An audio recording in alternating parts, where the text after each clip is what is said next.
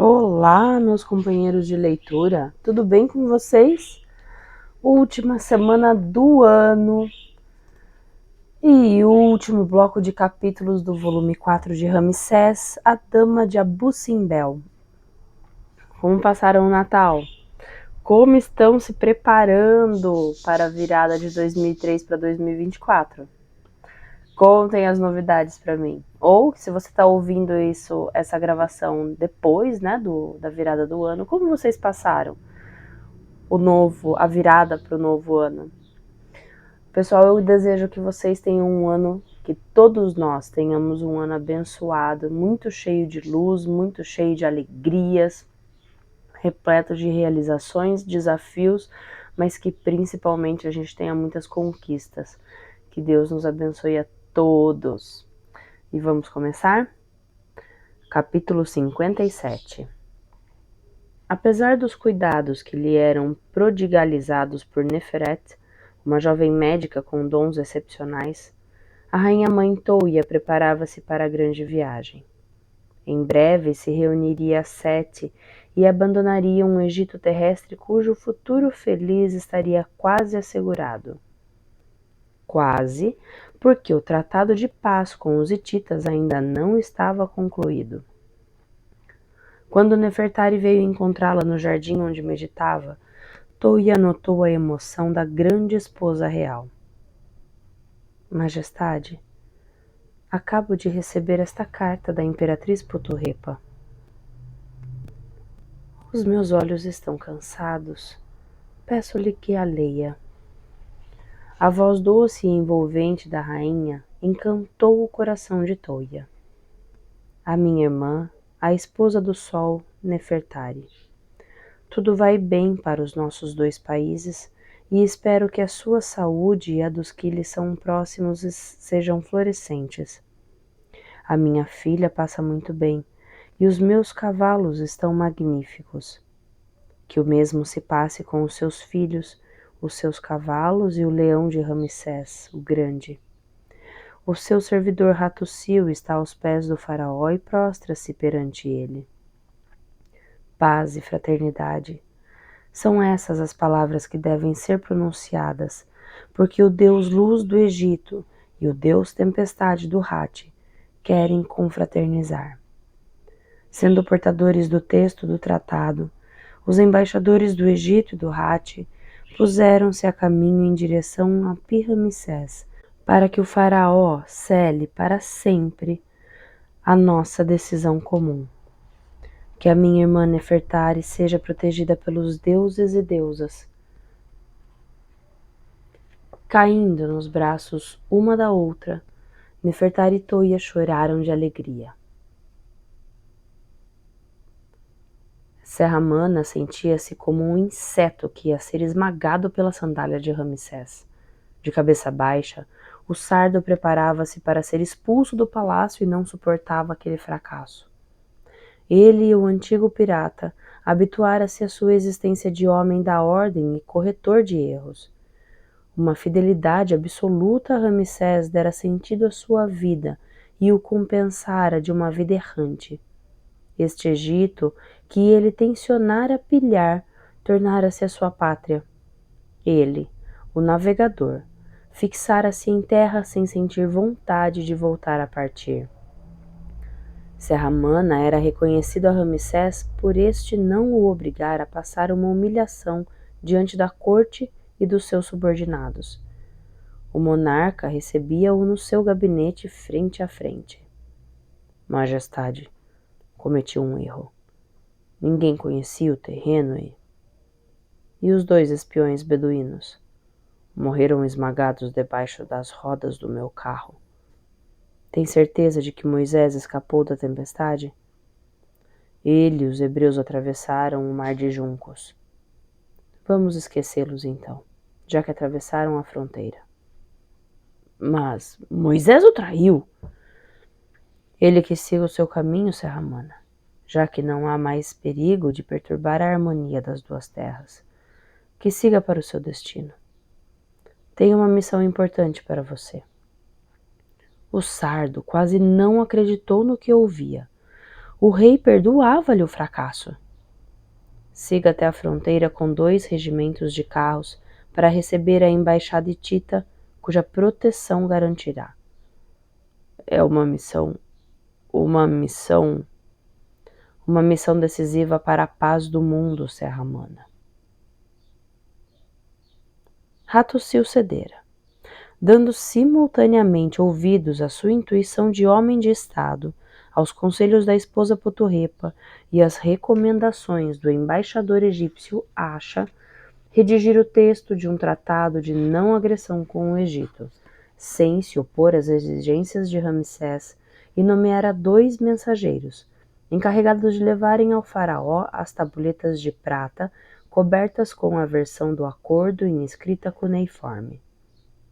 Hattusili prometia a Ramsés expor o tratado no templo da deusa do sol, em Hattusa, com a condição de o soberano egípcio fazer o mesmo num dos grandes santuários das 2 terras. Mas aceitaria Ramsés ratificar o documento sem lhe acrescentar novas cláusulas? Desde a capital hitita à fronteira egípcia, a atmosfera permaneceu tensa. Acha tinha consciência de não poder pedir mais a Hattusili. Se Ramsés manifestasse qualquer descontentamento, o projeto se tornaria letra morta. Quanto aos soldados hititas, estes não dissimulavam a sua inquietação. Era provável que grupos de dissidentes tentassem atacá-los para impedir que os mensageiros da paz chegassem ao seu destino. Gargantas, desfiladeiros, florestas, tudo lhes parecia motivo de emboscadas, mas a viagem desenrolou sem incidentes. Quando viu Serra-Mana e os carros egípcios, Acha deu um longo suspiro de alívio. A partir dali viajaria com tranquilidade. O sardo e o oficial superior dos carros hititas cumprimentaram-se friamente. O antigo pirata teria de boa vontade exterminado os bárbaros, mas tinha de obedecer a Ramsés e cumprir a sua missão. Pela primeira vez, carros hititas penetraram no delta e rodaram pela estrada que conduzia a Pi-Ramsés. O que se passou com a revolta da Núbia? Perguntou Acha. Ouviram falar disso em Hattusa? Inquietou-se o sardo. Tranquilize-se. A informação permaneceu confidencial. Ramsés restabeleceu a ordem e Shenar foi executado pelos próprios aliados. Que possa a paz estabelecer-se tanto no norte como no sul. Se Ramsés aceitar o tratado que será apresentado pelos mensageiros hititas, será aberta uma era de prosperidade da qual as gerações futuras jamais se esquecerão. Por que haveria de recusar? Por causa de um pormenor que nem chega a isso. Sejamos otimistas, Serra-Mana. Ao 21º dia da estação de inverno do 21º ano do reinado de Ramsés, Acha e os 2 diplomatas hititas foram introduzidos por Amene na sala de audiências do palácio de Pi-Ramsés, cuja magnificência os deixou estupefatos. Ao cinzento do seu mundo guerreiro vinha substituir-se um universo colorido, misturando a grandiosidade e o requinte. Os mensageiros apresentaram ao faraó as tabuletas de prata. Acha leu a declaração preliminar. Que 1 milhar de divindades, entre os deuses e as deusas do Hatti e do Egito, sejam testemunhas deste tratado estabelecido entre o imperador do Hatti e o faraó do Egito. Que sejam testemunhas o sol, a lua, os deuses e as deusas do céu e da terra, das montanhas e das ribeiras, do mar, dos ventos e das nuvens. Esses milhares de divindades destruirão a casa, o país e os súditos do que não respeitar o tratado. Quanto ao que respeitar, esses milhares de divindades atuarão para que seja próspero e viva feliz com todos os da sua casa, os seus filhos e os seus súditos. Nota de rodapé. texto autêntico do tratado conservado nos arquivos hititas e egípcios. Voltando ao texto. Em presença da grande esposa real Nefertari e da rainha mãe Touia, Ramsés aprovou a declaração que Amene transcreveu para o papiro. O imperador Hattusil reconhece a responsabilidade dos hititas nos atos de guerra cometidos durante estes últimos anos? Sim, majestade, respondeu um dos dois embaixadores. Admite que este tratado empenha também os nossos sucessores? O nosso imperador deseja que este acordo crie paz e fraternidade que seja aplicado pelos nossos filhos e pelos filhos dos nossos filhos. Que fronteiras respeitaremos? O Oronte, uma linha de fortificações na Síria do Sul, a estrada que separa Biblos da egípcia da província de Amurru, considerada como protetorado hitita. A estrada que passa ao sul de Kadesh, a hitita, e a separa do limite setentrional da planície de Beká, colocada sob a influência egípcia. Os portos fenícios permanecerão sob o controle do faraó. Os diplomatas e os comerciantes egípcios circularão livremente pela estrada que conduz ao Hati. Asha conteve a respiração. Aceitaria Ramsés renunciar definitivamente à cidadela de Kadesh e, sobretudo, à província de Amurru? Nem Sete nem o filho tinham conseguido apoderar-se da famosa praça forte, junto da qual Ramsés conseguira a sua maior vitória, e parecia lógico que Kadesh permaneceria no território hitita. Mas Amurru, o Egito lutara muito para conservar aquela província, e soldados tinham sido mortos por ela. Asha receava que o faraó se mostrasse intransigente quanto a ela. O monarca fitou Nefertari. No olhar da rainha leu a resposta.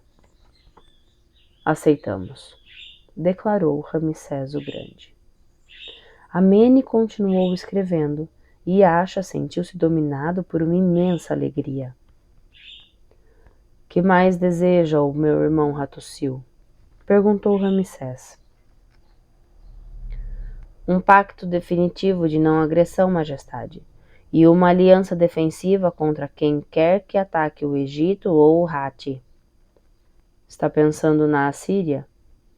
Em qualquer povo que tente apoderar-se das terras do Egito ou do Hati. Também nós desejamos esse pacto e essa aliança. Graças a eles manteríamos prosperidade e felicidade. Com mão segura, Amene continuou a redigir.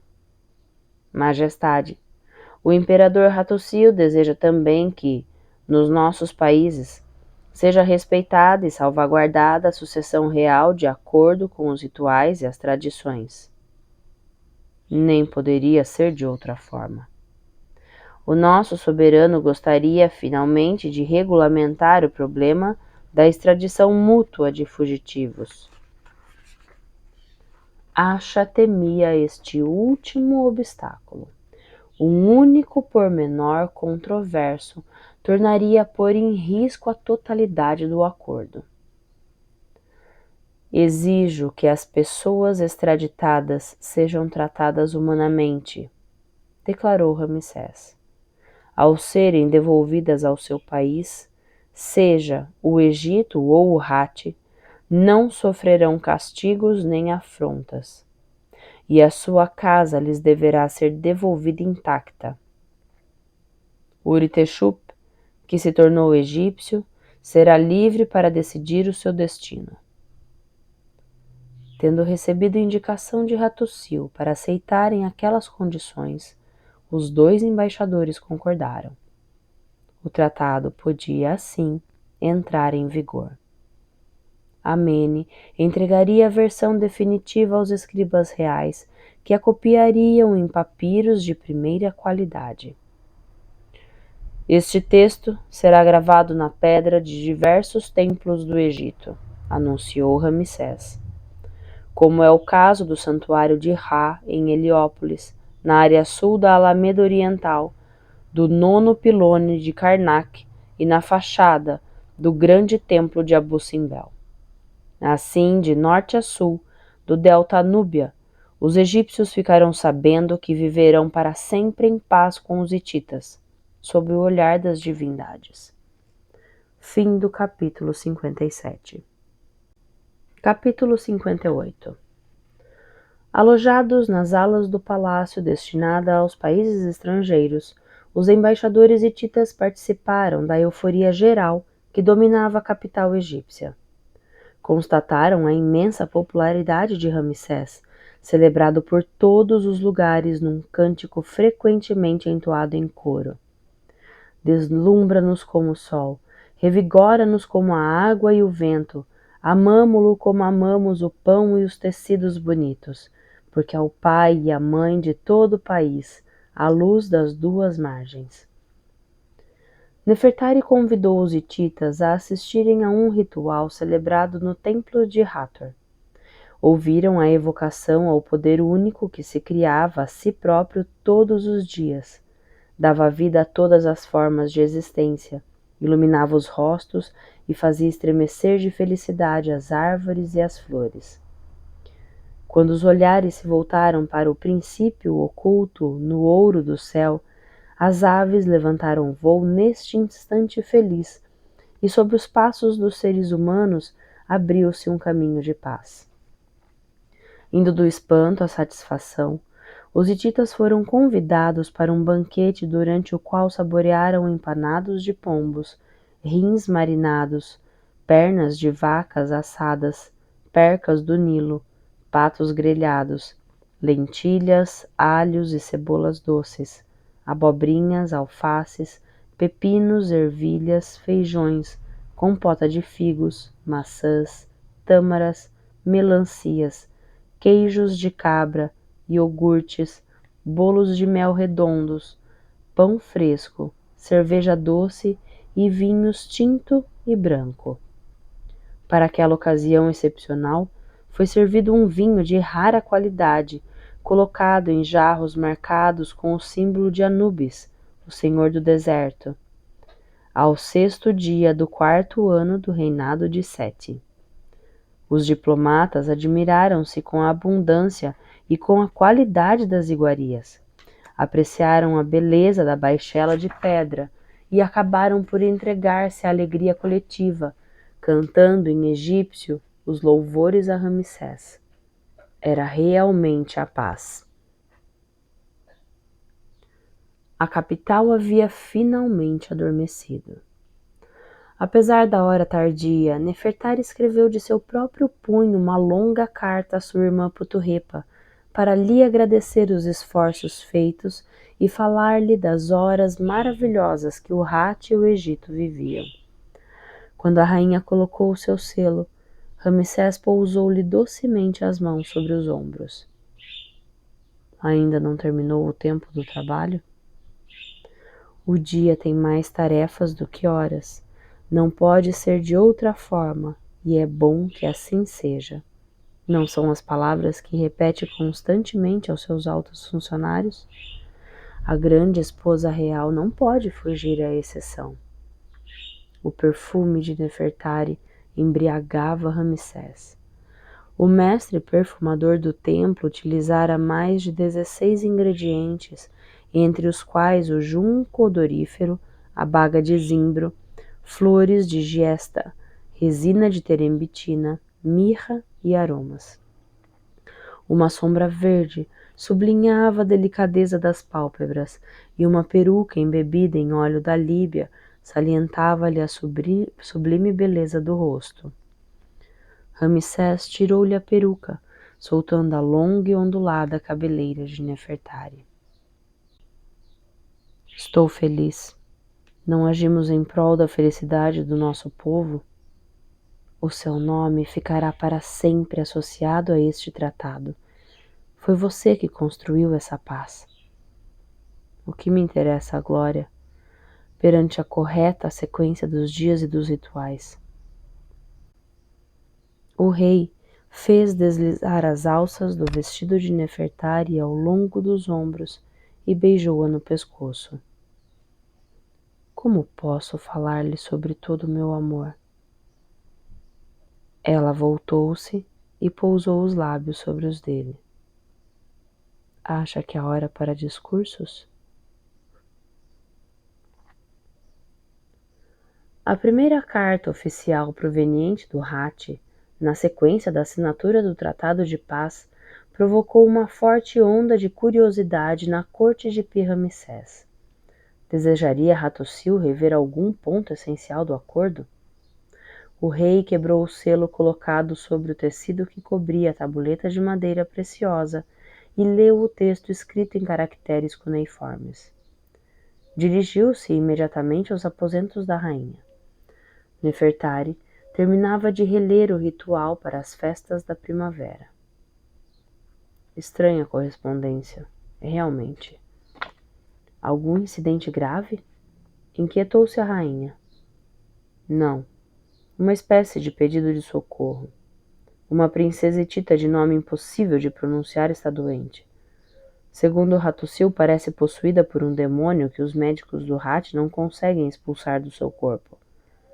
Tendo conhecimento dos talentos dos nossos terapeutas, o nosso novo aliado suplica-me que lhe envie um curandeiro da Casa da Vida para restabelecer a saúde da princesa e permitir-lhe ter finalmente o filho que deseja. É uma excelente notícia. Os laços entre os nossos dois países vão reforçar-se cada vez mais. O rei mandou chamar Asha, a quem comunicou o conteúdo da missiva de Hattusil. O chefe da diplomacia egípcia caiu na gargalhada. Este pedido parece-lhe assim tão disparatado? Espantou-se a rainha. Tenho a sensação de que o imperador hitita tem uma confiança verdadeiramente limitada na nossa medicina. Está pedindo nada menos do que um milagre. Subestima a nossa ciência? Certamente que não, mas como poderá dar um filho a uma mulher, por mais princesa hitita que seja, que já passou dos 60 anos? Depois de um momento de franca hilaridade, Ramsés ditou a Amene uma resposta para o seu irmão Hattusil. Quanto à princesa doente, sobretudo na sua idade, temos conhecimento do caso. Ninguém pode fabricar medicamentos que a façam engravidar. Mas se o Deus da tempestade e do sol assim o decidirem, eu lhe enviarei um excelente mago e um médico competente. Ramsés mandou partir imediatamente para Hattusa uma estátua mágica do deus curandeiro Khonsu, aquele que percorre o espaço encarnado num crescente lunar. Quem senão uma divindade com efeito conseguiria modificar as leis da fisiologia? Quando a mensagem de Nebu, o grande sacerdote de Karnak, chegou a Pi-Ramsés, o rei decidiu transferir a corte para Tebas. Com a sua eficácia habitual, Amene fretou os barcos necessários e distribuiu ordens a fim de que a viagem se efetuasse nas melhores condições possíveis. No barco real estavam instalados todos os que eram queridos a Ramsés. Sua esposa Nefertari, resplandecente, a mãe Toia, que demonstrava sua alegria por ter vivido tempo suficiente para ver instaurar-se a paz entre o Egito e o Hatti. E Sete a Bela, muito comovida por ser associada à grande festa que se preparava.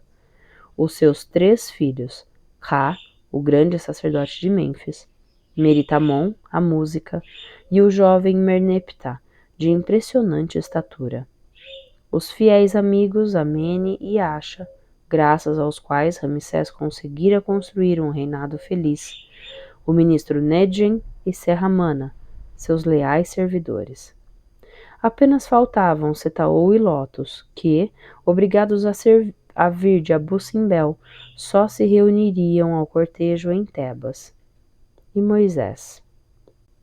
Moisés, que renegara o Egito. No desembarcadouro, o grande sacerdote de Karnak em pessoa recebeu o casal real. Nebu estava realmente já muito velho, curvado, deslocando-se com dificuldade, a mão crispada na bengala, a voz trêmula. Sofria de reumatismo deformante. O olhar, porém, permanecia vivo e o sentido da autoridade não enfraquecera. O rei e o grande sacerdote abraçaram-se. Cumpri minha promessa, majestade. Graças ao trabalho de Bahrein e das suas equipes de artesãos, o seu templo de milhões de anos está terminado. As divindades concederam-me a felicidade de contemplar esta imensa obra-prima, onde residirão. Manterei a minha, Nebu. Subiremos juntos ao terraço do templo e contemplaremos o santuário, as suas dependências e o palácio. O enorme pilone, cuja face interna era decorada com cenas da vitória de Kadesh, o amplo primeiro pátio de pilares representando o rei como Osíris, um colosso com a altura de 17 metros representando o rei sentado, um segundo pilone, mostrando o ritual das colheitas, a sala de colunas com 31 metros de comprimento e 41 de largura, o santuário cujos baixos relevos apresentavam os mistérios do culto cotidiano, a grande árvore esculpida que simbolizava a perenidade da instituição faraônica. Quantas maravilhas admirou o casal real no cúmulo da felicidade! As festas da inauguração do templo de milhões de anos duraram várias semanas. Para Ramsés, o seu apogeu devia ser o nascimento ritual da capela consagrada a seu pai e sua mãe. Nefertari e o monarca pronunciariam as palavras de animação gravadas para sempre nas colunas de hieróglifos. Quando o faraó estava acabando de vestir-se na morada da manhã, Amene surgiu à sua frente com o rosto desfigurado. A sua mãe quer vê-lo. Ramsés correu para os aposentos de Toia. A viúva de Sete estava deitada de costas, com os braços ao longo do corpo e os olhos semicerrados.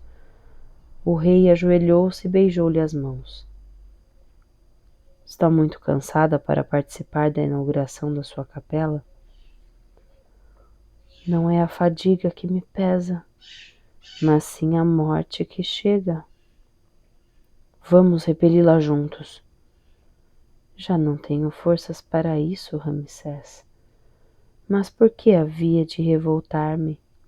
Chegou a hora de reunir-me com Sete, e essa hora é um momento feliz. Tem a crueldade de abandonar o Egito? O casal real reina e segue o caminho reto. Sei que a próxima cheia será excelente e a justiça respeitada.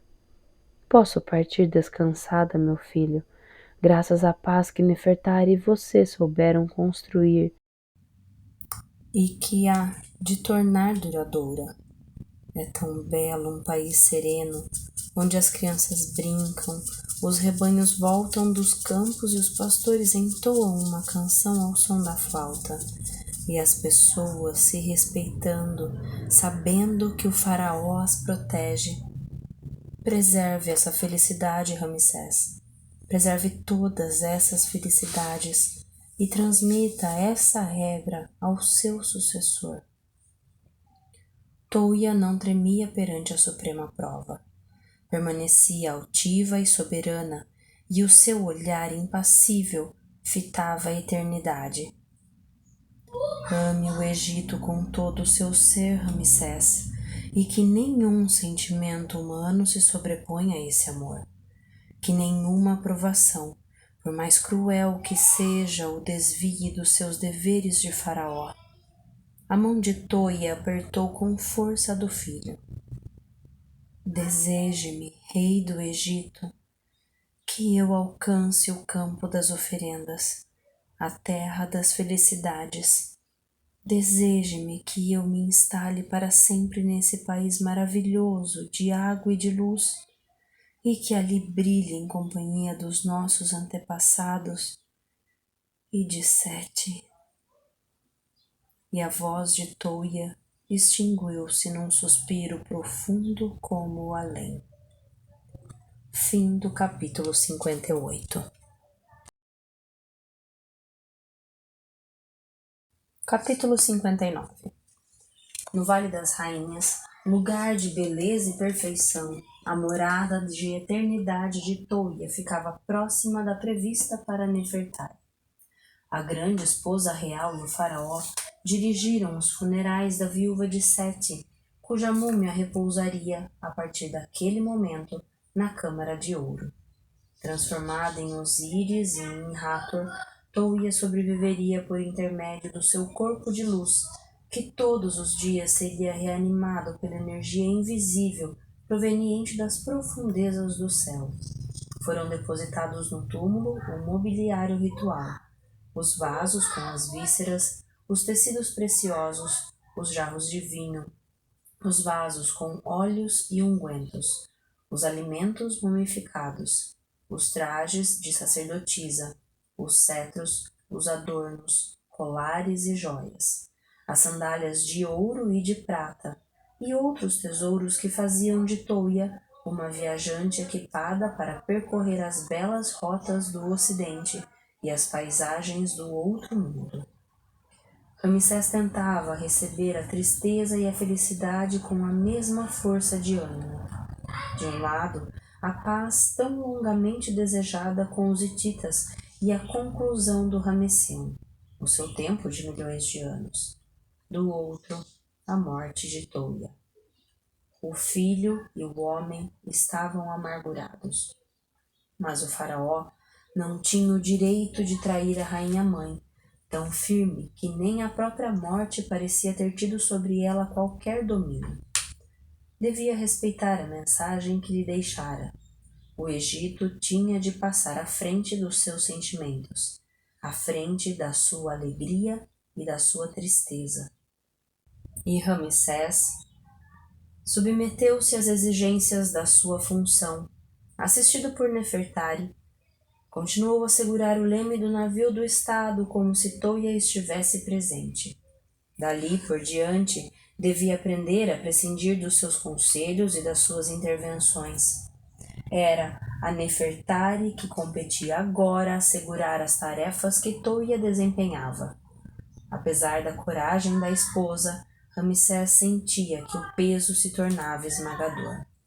Todos os dias, depois da celebração dos rituais da madrugada, o casal real meditava longos momentos na capela do Ramesseum, dedicada a Toia e a Sete. O rei sentia a necessidade de se impregnar da realidade invisível, criada pelas pedras vivas e pelos hieróglifos animados pelo Verbo.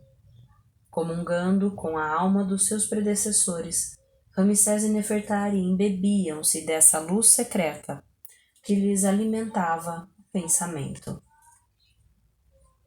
Ao término dos 70 dias de luto, Amene considerou indispensável apresentar a Ramsés os assuntos urgentes. Instalado nos gabinetes do Ramesseum, com a sua equipe de escribas reduzida, mas eficaz, o secretário particular do faraó estava em contato permanente com Pi-Ramsés e não perdera um instante sequer do estudo das pastas. "Achei-a excelente", revelou a Ramsés. "O tesouro do reino nunca foi tão considerável. A gestão das nossas reservas alimentares não revela qualquer falha, e as corporações de artesãos trabalham incansavelmente. Quanto aos preços, mantêm-se estáveis e não há ameaça de qualquer inflação. O ouro da Núbia, a extração e armazenamento são satisfatórios." Estará me descrevendo um paraíso? Com certeza que não, mas esforçamo-nos em ser dignos de Toia e de Sete. Então, qual a razão dessa ponta de contrariedade na sua voz? Bem, acha que gostaria de lhe falar, mas não sabe se o momento... Parece que ele lhe inoculou o sentido da diplomacia. Diga-lhe que venha à minha biblioteca. A biblioteca do Ramesseum seria digna da Casa da Vida de Heliópolis. Todos os dias chegavam ali papiros e tabuletas inscritos cuja classificação o próprio monarca supervisava. Sem o conhecimento dos rituais, dos textos filosóficos e dos arquivos, era impossível governar bem o Egito. Elegante, envergando um traje de linho de excepcional qualidade, enfeitado com franjas coloridas, Acha extasiou-se. Trabalhar aqui será uma bênção, majestade. O Ramesseum será um dos centros vitais do reino. Deseja falar-me de algum livro de sabedoria? Queria simplesmente vê-lo. Estou bem, Acha. Nada pagará a morte de Touia. Nunca esquecerei Sete. Mas tanto um como o outro traçaram um caminho de que não me desviarei. Estarão os hititas nos causando problemas? Nenhum, majestade. Hattussil está perfeitamente encantado com o nosso tratado, que obrigou a Assíria a encolher-se na sua concha. O acordo de assistência mútua entre o Egito e o Hatti fez compreender aos militares assírios que qualquer agressão provocaria uma resposta maciça e imediata. Estão decorrendo inúmeros contatos comerciais com o Hatti, e posso afirmar que a paz reinará na região durante muitos anos. Não é a palavra dada tão sólida quanto o granito? Nesse caso, por que se atormenta? É por causa de Moisés. Aceita ouvir-me falar dele? Estou ouvindo. Os meus espiões não perdem os hebreus de vista. Onde se encontram agora? Continuam andando pelo deserto, apesar dos protestos cada vez mais numerosos. Moisés, porém, governa o seu povo com um pulso de ferro. Jeová é o fogo devorador e um Deus ciumento, gosta de repetir. Sabe qual é o destino dele? É provável que a terra prometida seja Canaã, mas será difícil se apoderarem dela. Os hebreus já lutaram com o povo de Madiã e com os amorritas e atualmente estão atacando o território de Moabe. Os povos da região têm medo dos nômades hebreus, que consideram temíveis salteadores. Moisés não desistirá. Se tiver de travar 100 batalhas, ele as travará. Tenho certeza de que observou Canaã do alto do monte Negueb e viu ali um país onde correm o mel e o vinho. Os hebreus espalham a confusão, majestade. O que sugere, Acha? Eliminemos Moisés? Livres do seu líder, regressarão ao Egito desde que você prometa não castigá-los. Expulse esse plano do seu espírito. Moisés seguirá o seu próprio destino. O amigo alegra-se com a sua decisão, mas o diplomata lamenta. Assim como eu, você está convencido de que Moisés atingirá os seus objetivos e que a sua chegada à Terra Prometida modificará o equilíbrio do Oriente Próximo. Desde que Moisés não exporte a sua doutrina, porque não haveremos de conseguir nos entender, a paz entre os nossos dois povos será um grande fator de equilíbrio. Está me dando uma bela lição de política estrangeira e de diplomacia. Não, Acha. Tento simplesmente traçar um caminho de esperança. No coração de Izete a Bela, a ternura substituíra a paixão. Ela, que dera 2 filhos a Ramsés, continuava a sentir a mesma adoração pelo rei, mas desistira de conquistá-lo. Como lutar contra Nefertari, que com o passar dos anos se tornava cada vez mais bela e luminosa? Com a ajuda da maturidade, Izete a Bela acalmara-se e aprendera a saborear as alegrias que a vida lhe oferecia. Conversar com Ká sobre os mistérios da criação, ouvir Merneptah, que estudava com a compenetração de um futuro dirigente, descrever-lhe o funcionamento da sociedade egípcia, passear com Nefertari nos jardins do palácio, ver Ramsés o maior número de vezes possível. Não estaria ela beneficiando-se de inestimáveis tesouros? Anda, propôs-lhe a grande esposa real. Vamos passear de barco no rio. Era verão. A inundação transformara o Egito num imenso lago e navegava-se de uma povoação para outra. O sol ardente fazia brilharem as águas fecundadoras e centenas de aves dançavam no céu. Sob um dossel branco, as duas mulheres haviam untado a pele com óleo perfumado. Jarros de barro mantinham a água fresca. Ká partiu de novo para Mênfis, informou Izete a Bela. E você lamenta? O filho mais velho do rei apenas se interessa pelos monumentos antigos, pelos símbolos e pelos rituais. Quando o pai chamá-lo para o seu lado, a fim de que se ocupe dos assuntos de Estado, como irá reagir?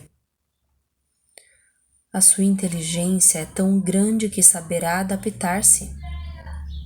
O que pensa de Merneptah? É muito diferente do irmão, mas o homem extraordinário já aflora sobre o do jovem que ainda é. A sua filha, Meritamon, tornou-se uma mulher maravilhosa. Realizo o meu sonho de criança, viver num templo e tocar música para as divindades. Todo o povo a venera, Nefertari. O seu amor é equivalente àquele que você dedica. Como você mudou, Izete? Desisti. Os demônios da cobiça saíram da minha alma.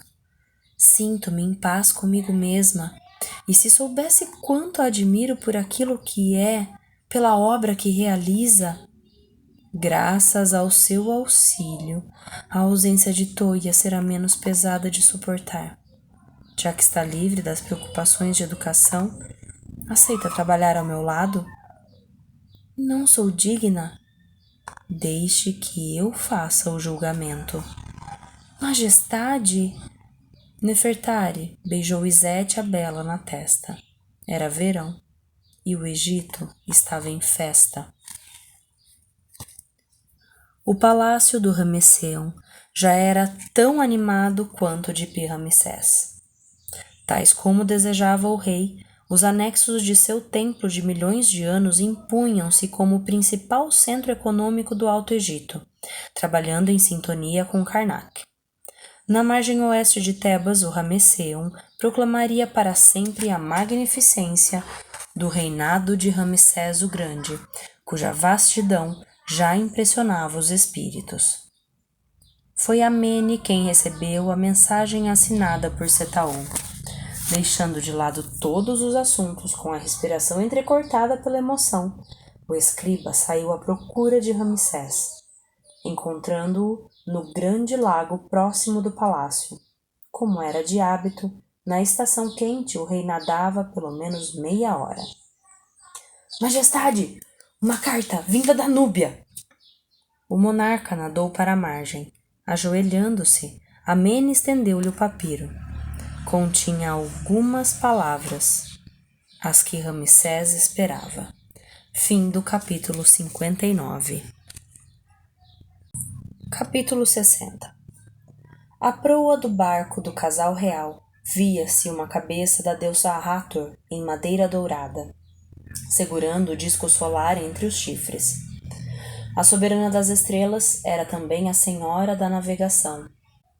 A sua presença vigilante garantia uma viagem serena até Abu Simbel.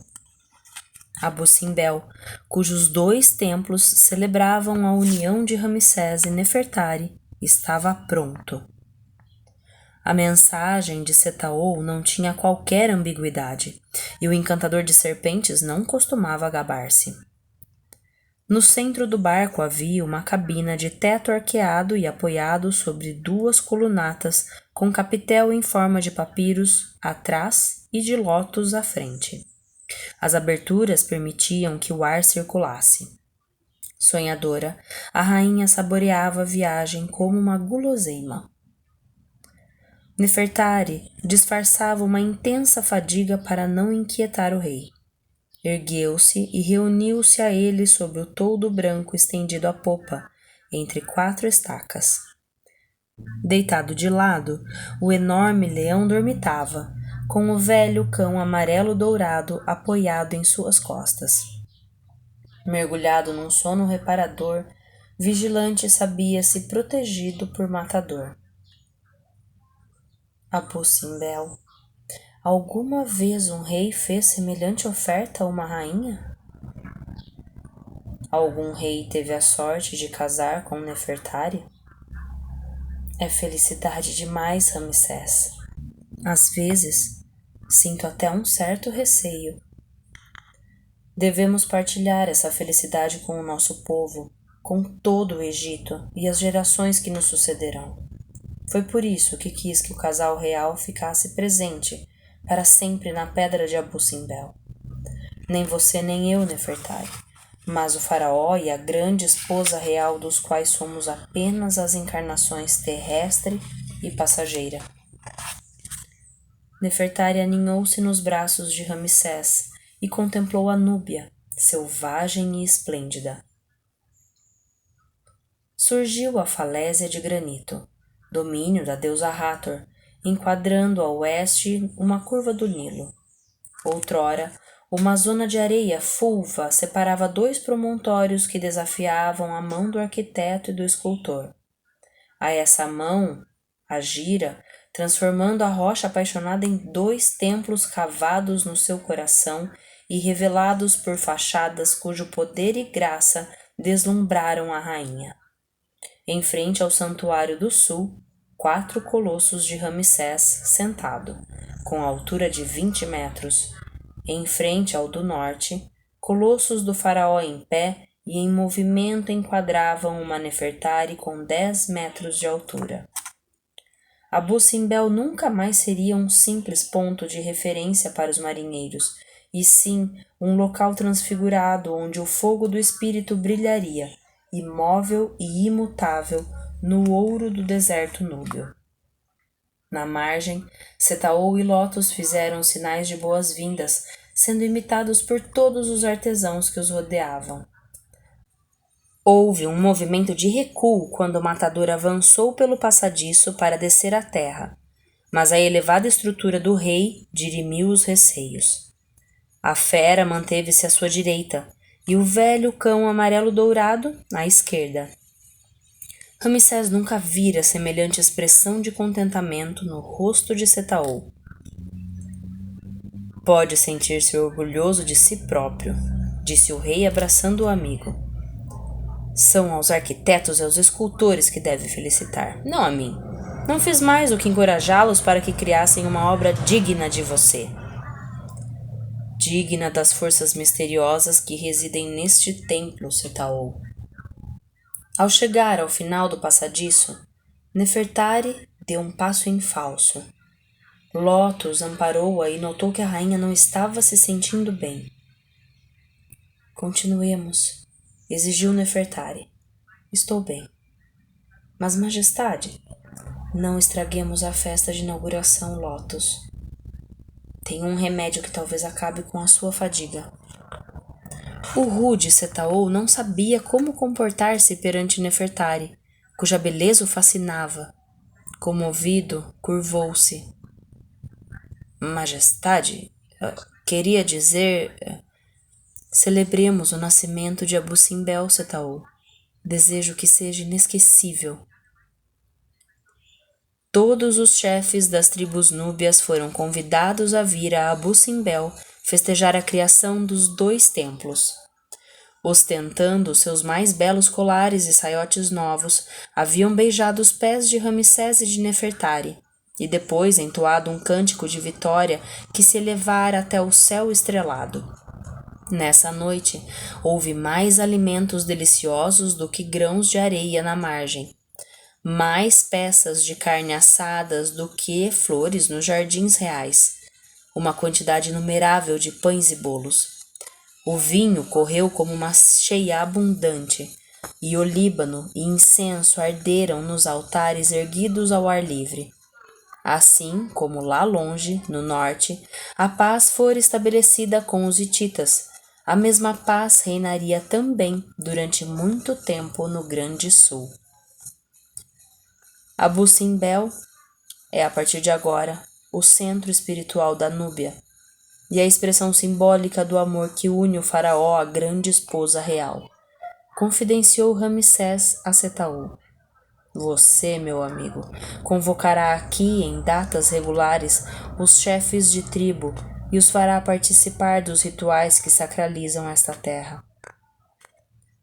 Em outras palavras, permite-me que permaneça na Núbia. Lotus vai ficar apaixonada por mim.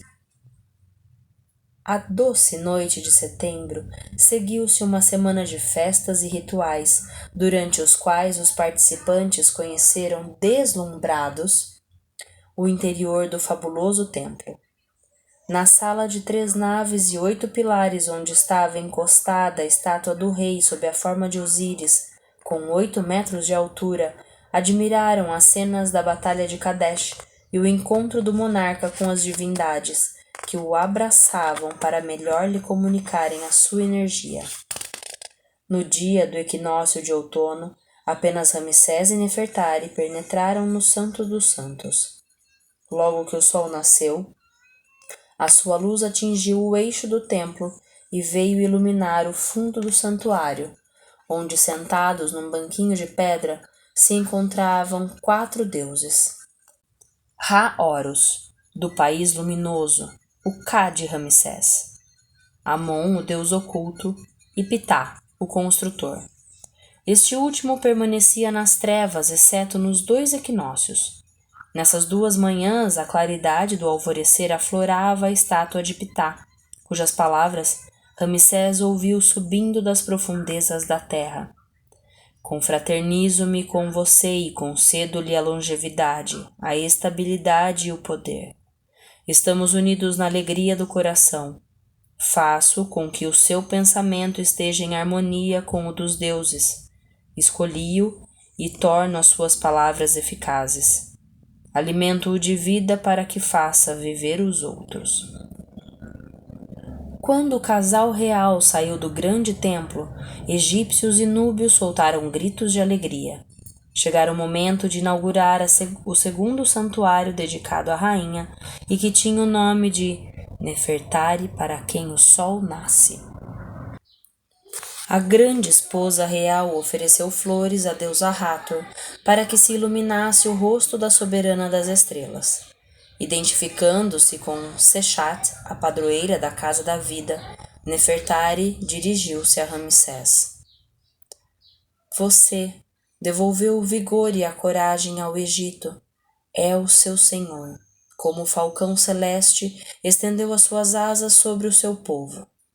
Para ele, você é semelhante a uma muralha de metal celeste que nenhuma força hostil poderá quebrar.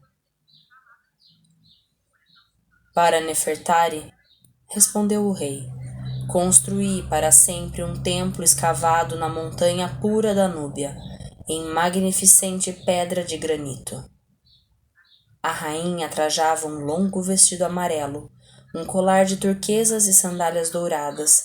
Sobre a peruca azul, uma coroa formada por 2 longos e esguios chifres de vaca, envolvendo um sol encimado por 2 altas plumas. Segurava na mão direita a chave da vida, e na esquerda um cetro flexível, que evocava o lótus surgido das águas na primeira manhã do mundo.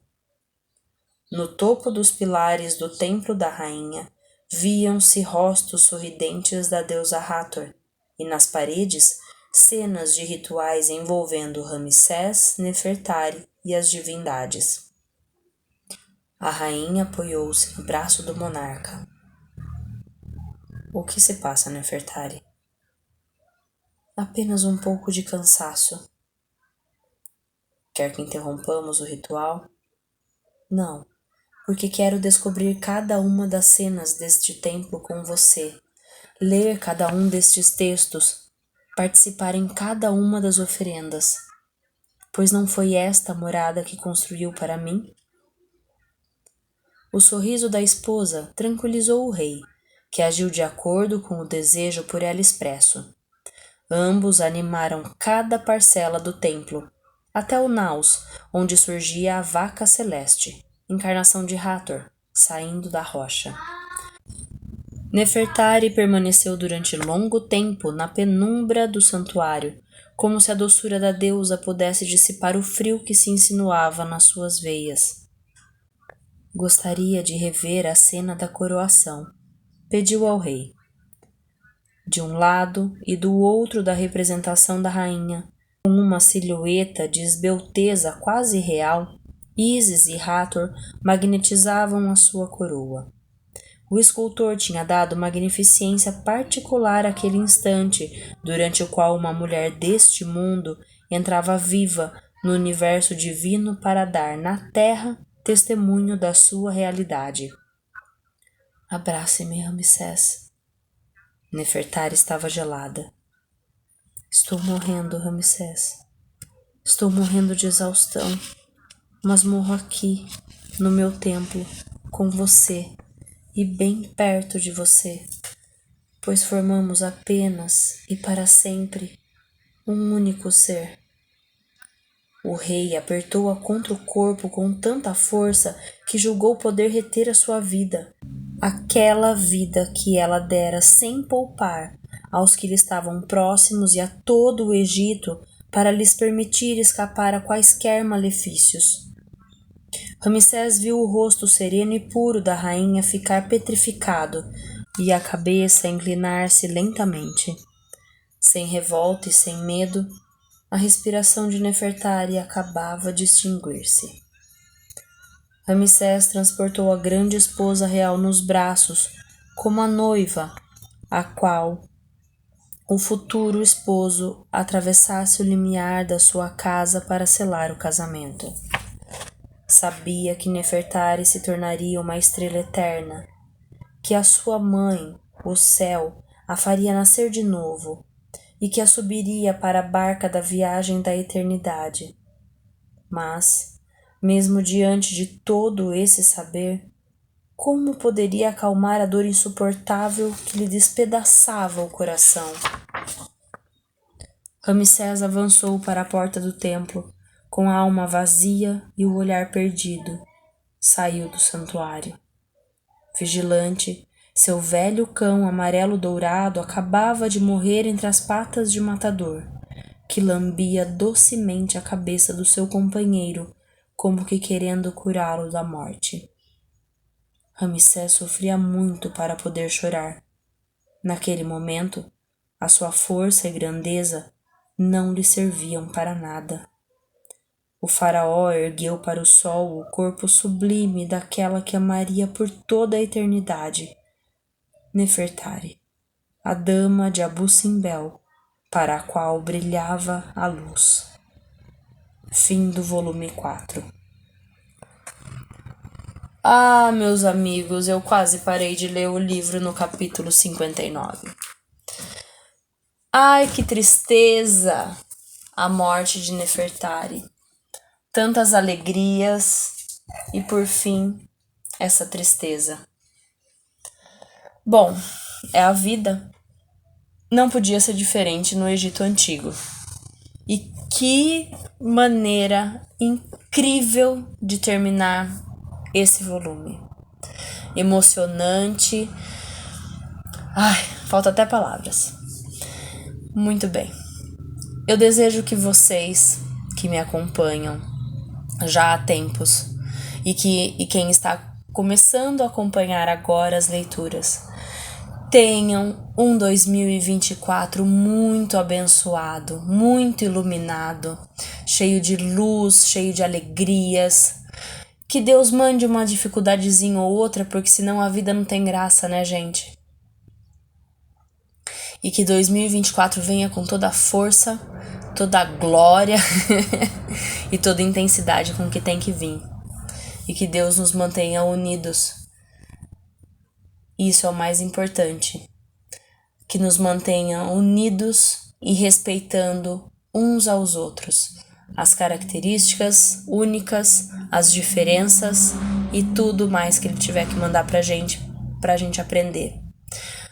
E em 2024, janeiro, vou dar uma pausa nessas 2 primeiras semanas do mês para começar o livro 5, mas eu retorno na semana do dia 15. certo? Um grande beijo para vocês, a gente se encontra logo mais e até lá. Tchau!